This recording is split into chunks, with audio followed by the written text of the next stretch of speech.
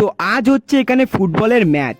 এই ম্যাচে আমার টিমও খেলছে অ্যান্ড আমার টিমটাকে সাপোর্ট করার জন্য আমি চলে আসি এখানে। এই ম্যাচের ট্রফিগুলো হচ্ছে এইগুলো।